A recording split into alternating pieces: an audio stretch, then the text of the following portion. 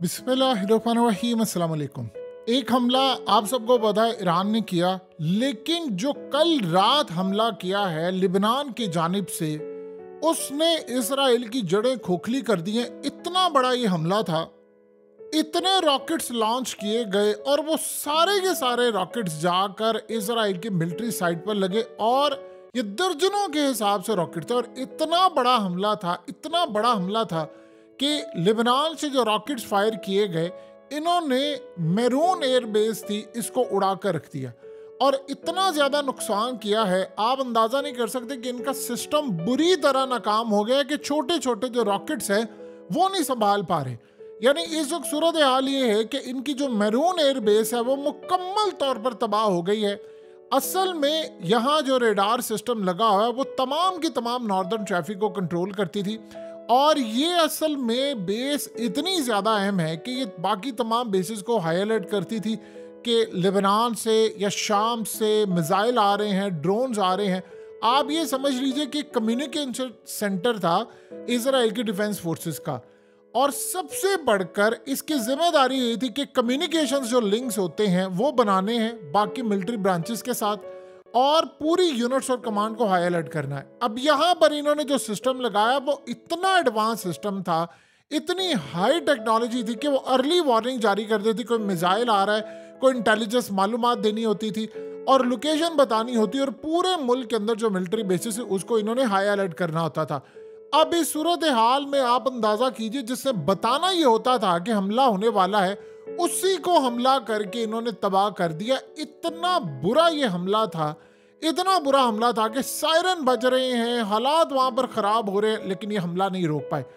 Israel के लिए सबसे बड़ा झटका ये लगा है। देखिए, ये आम लोगों को अंदाजा नहीं हो पा रहा। हमें ये लगता है जी ईरान ने बड़ा हमला किया, खबर ये बनी। ये जो हमले हो रहे हैं इसको मीडिया में जगह नहीं मिलती। ये छोटे छोटे हमले उनकी बेसिस तबाह कर रहे हैं, उनका कम्युनिकेशन सेंटर तबाह कर रहे हैं। आपने गौर किया एक बात कि जब स्टार्ट हुआ था, ये जंग हुई थी, तो उस वक्त हमले होते तो इसराइल रोक लेता था। कितने ज्यादा उन्होंने तो धड़ल्ले से कहा। अब वो आप गौर करें, वो रोक नहीं पा रहे। हमला होता है, तबाह हो जाता है, चीजें तबाह होती हैं। जब ये सारी चीजें तबाह हो रही हैं, इतना बड़ा ये हमला था, इतना बड़ा हमला था, इनकी चीखें निकल गई रात को और इनको ये समझ नहीं आ पा रही थी कि हम करें क्या। जब ये सूरत हाल पैदा हो रही थी तो उसी दौरान हमास की जानिब से एक वीडियो जारी की गई। अब ये वीडियो देखिए जरा, ये आपकी स्क्रीन पर वीडियो चल रही है। ये कौन लोग हैं? ये असल में वो कैदी हैं जो इनकी यानी कैद में हैं। अब मजे की बात ये है कि इनमें अमेरिकन भी है और ये रो रहे हैं बाकायदा, और रोते हुए उन्होंने अपनी कौम को कहा है और यानी मिलिट्री को कहा है, हुकूमत को कहा है, सबको कहा है कि देखिए आगे बढ़ें और बचाएं। उन्होंने कहा कि हम यहाँ पर बर्बाद हो रहे हैं और ये गवर्नमेंट डील नहीं कर पा रही, ना ये कोई मामला कर पा रही है, हमारी जिंदगियां बर्बाद हो गई हैं।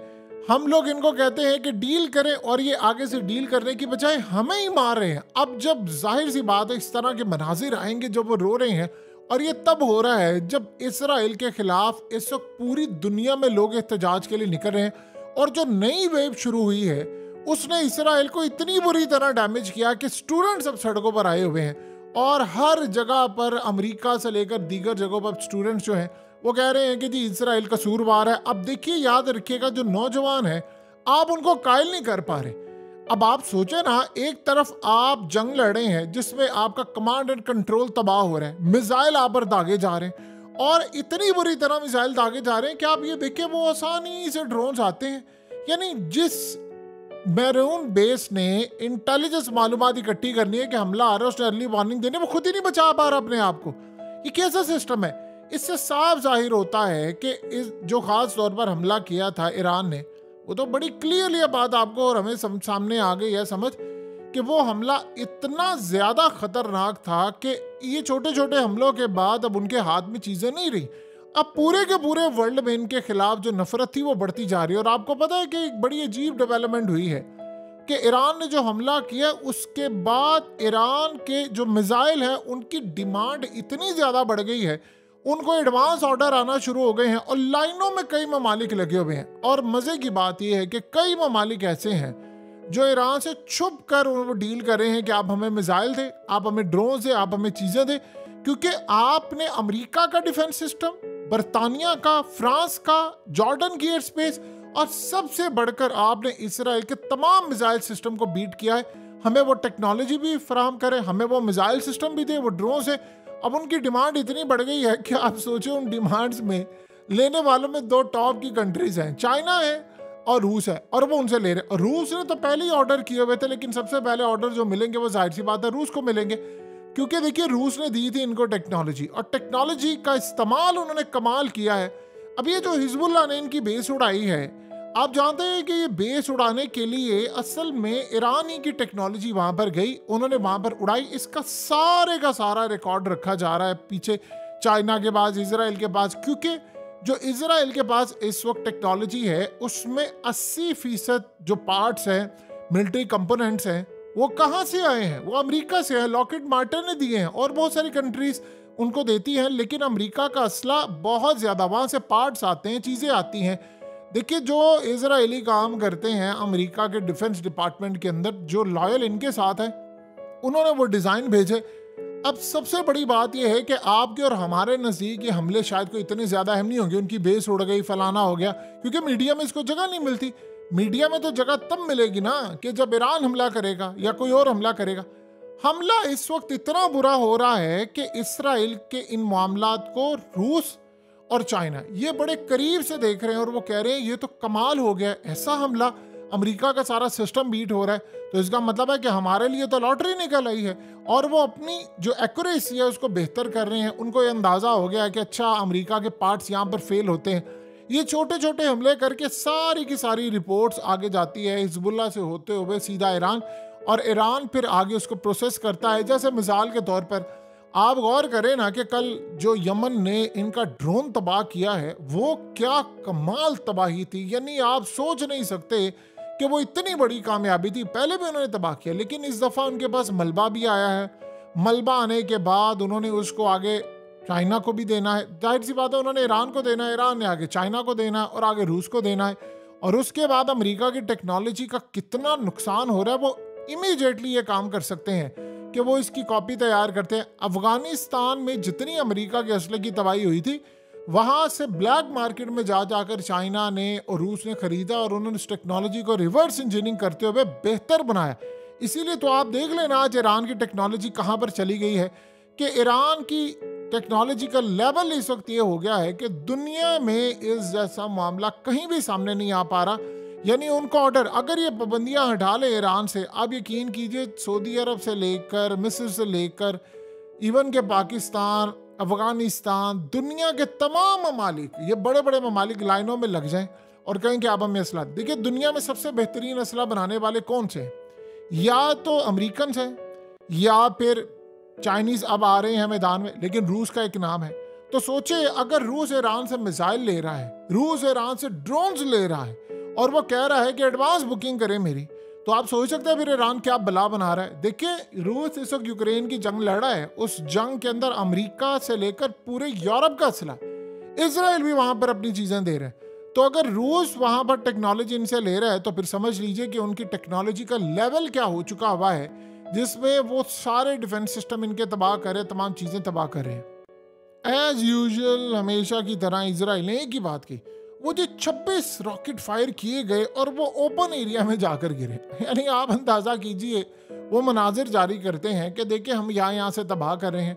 देखिए इस दफ़ा हालात ये पैदा हुए हैं कि वो काम ये करते हैं कि उन्होंने रूस का जो सोशल मीडिया नेटवर्क है वो इस्तेमाल किया हुआ है। रूस पर इन्होंने जब पाबंदियां आयद की थी, इनको अंदाजा नहीं था कि रूस इतनी एडवांस टेक्नोलॉजी बना लेगा, अपना सारा सोशल मीडिया, सारा मीडिया प्लेटफॉर्म, उनको फर्क ही नहीं पड़ा कोई भी, कौन क्या कह रहा है, कौन कहां से कर रहा है, क्या सूरत हाल है। देखिए ये जो वीडियो जारी की है, इसने इतना इम्पैक्ट डाला है, इतना ज्यादा इम्पैक्ट डाला है इजराइल के ऊपर कि ये बूढ़े जो लोग हैं वो कहते हैं कि जी मैं 202 दिनों से यहाँ पर कैद हूँ, यहाँ सूरत हाल मुश्किल है, और इर्द गिर्द बहुत ज्यादा हमले हम पर हो रहे हैं, हम किसी भी मारे जा सकते हैं। और ये जो असल में दो लोग हैं, एक 64 ईयर्स एज का है और एक है 40, इनमें से एक अमरीकी है। अब आप सोचें कि वो कह रहे हैं कि जी हमारे पास, हम पास ओवर गुजर रहा है और हमें रो रहे हैं, हमें यहाँ से बचा कर लेकर जाएं। और सबके साथ उन्होंने ये कहा है कि सबसे बढ़कर उन्होंने एक बात की, उन्होंने कहा कि आप अपने अहले खाना को कहा कि आप इन पर प्रेशर डालें, यानी नेतन्याहू की गवर्नमेंट पर, इनको कहें कि रिलीज करवाएं, उनके लोगों को रिहा करें, हम यहाँ से निकले, हम अपना पैस ओवर नहीं मना सके। ये इतनी इमोशनल वीडियो थी, इतनी ज़्यादा इमोशनल वीडियो थी, यानी आप ये सोचें कि इस वक्त ये वीडियो जारी की गई है हमास की जानिब से, जब उन्होंने कहा है कि इजराइल के मामला सामने आ रहे हैं, वो हमसे बातचीत कर रहे हैं, जंग बंदी की तजवीज़ इस वक्त दे रहे हैं, और इसके बाद कोई मामला सामने आ रहा है, उन्होंने कहा जी इस सारी सूरत हाल में किसी ना किसी जगह पर ही जंग बंदी हो। अब प्रॉब्लम सबसे बड़ी ये पैदा हुई है कि जंग बंदी की सूरत में उनको सबसे बड़ा झटका ये लगेगा कि एक दफ़े जंग बंदी होगी तो यूनाइटेड नेशन तो इसके पीछे पड़ा है, सारे पीछे पड़े हैं, और चाइना हमास को वहाँ पर इन्वाइट कर रहा है। एक दफ़ा जंग बंदी हो जाएगी लंबे अरसे की, तो फिर उसके बाद अगर इसराइल दोबारा हमला करता है तो इनको छोड़ेंगे नहीं। और सबसे बड़ी बात यह है कि वो जो एरियाज इन्होंने तबाह किए हैं वहाँ पर तो जाकर फ़लस्तीनी खुद रहने शुरू हो जाएंगे, तो फिर ये करेंगे क्या, कैसे इसको मैनेज करेंगे, ये इनको नहीं समझ आ रहा। अब चक्कर ये हुआ है कि वहाँ से वीडियो जारी हुई है, वहाँ से सारे नेतन्याहू के घर के बाहर पहुँच गए, नहीं तुम डील करो। अब वो बंदा कहाँ से डील करे कि वो कहता है कि अगर हम रास्ते में छोड़ गए तो सबसे बढ़कर बात यह है कि जिन पेशन गोइयों के ऊपर हमने अपनी ज़िंदगी गुजारी है उसमें सिर्फ चंद हफ्ते बाकी है, वो फिर टाइम अगर गुजर जाएगा तो फिर हमारा उरूज नहीं आएगा। तो अब वहाँ पर हालात इतने ज़्यादा ख़राब हो गए हैं कि वो कह रहा है कि या तो मेरी ज़िंदगी रहेगी या ये मैं काम कर लूँगा। और जाहिर सी बात है जो दुनिया की ताकतें हैं वो तैयार बैठी हुई हैं। एंटनी ब्लिंकन जब होकर आया है और जाकर उसने मुलाकात की है तो आप जानते हैं कि उसके बाद उन्होंने इतनी क्लियर गुफ्तगू की है, यानी इतनी क्लियर गुफ्तगू इजराइल को कहा है कि हम उनको दे आए हैं धमकियाँ, अब चाइना को दबोचने की बारी आ गई है, अब हम उनकी कंपनीज पर, उनके बड़े बड़े ब्रांड्स पर पाबंदियां आयद करने के लिए जा रहे हैं। अब बताइए कि अगर जंग इन्होंने रोकनी हो तो क्या इस सारे मामले पर वो बैकफुट पर नहीं चले जाएंगे, वो कभी भी नहीं रोकेंगे जंग को। हाँ, उन पर प्रेशर इस वक्त बहुत ज़्यादा है कि आप थोड़े वक्त के लिए कर ले, क्योंकि लोग इस वक्त नेतन्याहू का इस्तीफा डिमांड कर रहे हैं और शदीद गुस्से में। आप सोचे ना कि 202 दिन हो गए हैं इस जंग को, और वो कहते हैं कि आप इतनी नाकाम एयरफोर्स साबित हुए हैं कि आप सिर्फ निहत्ते और आम मासूम लोगों को मार सकते हैं, उनकी कैद से आप अपना एक बंदा वापस नहीं रिहा करवा पाए। ये सबसे बड़ा झटका है, जिसके बाद असल में हुआ ये है कि इजराइल के साथ जो इसराइल की एक धाक बैठी हुई थी, सबसे बड़ा उनको झटका ये लगा है कि दो चीज़ें हुई हैं। एक तो इसराइलियों को एक जोम था कि उनकी फौज उनको बचाएगी जब भी मुश्किल वक्त आएगा। ये जब इसराइलियों को पूरी दुनिया से लेकर आए तो उन्होंने एक वादा दिया, उन्होंने कहा जी आप टैक्स दें, हमारी फौज को बजट बढ़ाएं, इसका हम आपकी ऐसे हिफाजत करेंगे जो आज से पहले कभी किसी ने नहीं की।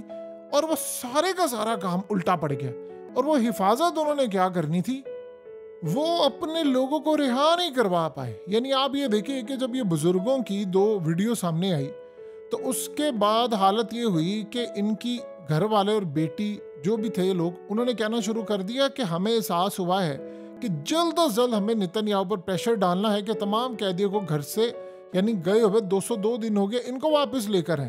अब आप सोचो ज़रा कि वो सारे सड़कों पर आ गए हैं। अब हमास ने काम ये किया कि उन्होंने इनसे ये बुलवाया कि आप जल्द अज जल्द गवर्नमेंट पर प्रेशर डालें और उनको कहें कि हमें यहाँ से निकालें और हमें लेकर आए। अब जब ये सूरत हाल पैदा हुई तो इन्होंने एक ऑपरेशन की तैयारी ये कर रहे थे। ये तो टैंक्स लेकर चले गए लेबनान के बॉर्डर के ऊपर कि वहाँ पर जाकर हमने हमला करना है, हमने लड़ाई करनी है। उस चक्कर में वो निकलने से पहले अचानक ये वीडियो सामने आ जाती है, और जब ये वीडियो सामने आती है तो उसके बाद इजराइलियों को गुस्सा चढ़ा है। अब वो जो सूरत हाल और सिनेरियो था, यानी देखिए ना, 90 लाख में से 15 लाख लोग इस वक्त इसराइल छोड़कर चले गए हैं। ये वो लोग हैं जिनके पास पैसा भी था, वसाइल भी था, और वो यानी इसराइल को इतनी ज़्यादा अहमियत भी नहीं देते। अब सवाल यहाँ पर ये पैदा होता है कि इनके पास अगला हरबा क्या है। इनको तो ये बात समझ आ गई है कि हमारा तो यहाँ पर कोई हिफाजत करने वाला सिस्टम नहीं। सबसे बढ़कर ये जो हिजबुल्लाह हमले कर रही है, वहाँ पर बॉर्डर के करीब जितनी आबादियाँ थी उनमें तकरीबन 4 से 5 लाख लोग रहते थे। उन्होंने उन सब से घर खाली करवा लिए हैं, उनको मुंतकिल कर दिया होटलों में। अब आप सोचें ज़रा कि कितनी देर तक आप ये सिलसिला जारी रख सकते हैं। होटल्स में आप उनको रख रहे हैं। इलाज शहर की हालत ये है कि वहाँ पर पूरी तरह तबाही हो गई है। हाइफा के ऊपर तबाही है। आपको शायद इस बात को जानकर बड़ी हैरानगी होगी कि इजराइल की जितनी तबाही हुई, हमें वैसे फ़लस्तीन की तबाही नज़र आती है ना कि गज़ा में हुआ ये सारा कुछ है, लेकिन उनकी इकोनॉमिक वाइज, उनकी रेपुटेशन, पूरी दुनिया में उनके खिलाफ जो महाजराई लड़ाई और जो नफरत पैदा हो गई है, और सबसे बढ़कर उनके खिलाफ जो मामला हुए उससे जो धाक बैठी हुई थी इजराइल की, वो रही, जितनी भी कसर थी वो ईरान ने हमले के बाद पूरी कर दी है। अब छोटे छोटे हमले नहीं रोक पा रहे। आप बताइए ना कि दुनिया की नंबर 1 आप एयरफोर्स होने का दावा करें, आपके पास F-35 हो, वो भी अपग्रेडेड वर्जन के, और उसके बाद आप दुनिया को ये कहते फिरें कि यार हम यहाँ से निकाल के आपके बंदे को लेकर आएंगे 12 दिन में, और आप 202 दिन के बाद ये काम ना कर सके, देन आपकी रेपुटेशन हो चुकी है खराब।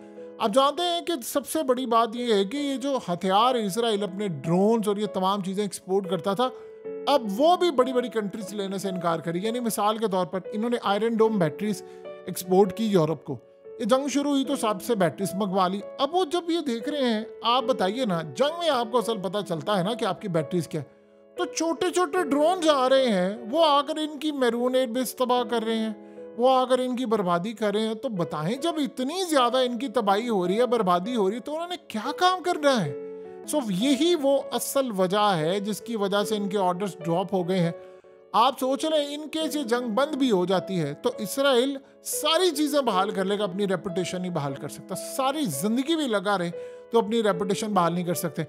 बड़ी कोशिश की उन्होंने दुनिया को ये कहने की कि आप बताएं 7 अक्टूबर के हमले को आप जायज समझते हैं या नाजायज समझते हैं। लेकिन आप जानते हैं कि तो मीडिया पर उनसे पूछा गया, लोगों ने उनसे कहा, बड़े बड़े एक्सपर्ट ने कहा आप 7 अक्टूबर से क्यों शुरू करते हैं, आप उनसे 48 से शुरू करें। वो भी तब जब हमास ने एक ऑफर की है। उन्होंने कहा कि आप एक काम कीजिए कि हम हथियार फेंकने को तैयार है, मुकम्मल तौर पर तैयार है। आप इजराइल को कहें गोलान हाइट्स वापस कर दें, 1948 की पोजीशन पर वापस चले थे जो अक़वाम मुत्तहिदा ने आपको और हमें दिया था। यानी something is better than nothing, कुछ ना होने से वो बेहतर है आप यरूशलेम भी छोड़ दें, फिर मुसलमान जा सके, नमाज पढ़ सके, सब कुछ कर सके। तो वो भी तैयार नहीं है। तो जो मर्जी आप कर लें, ये प्लान इस दफा कामयाब नहीं होने वाला। ये शायद तबाही बहुत ज्यादा कर दे, कोई बड़ा हमला कर दे, लेकिन आसान नहीं हो पा रहा।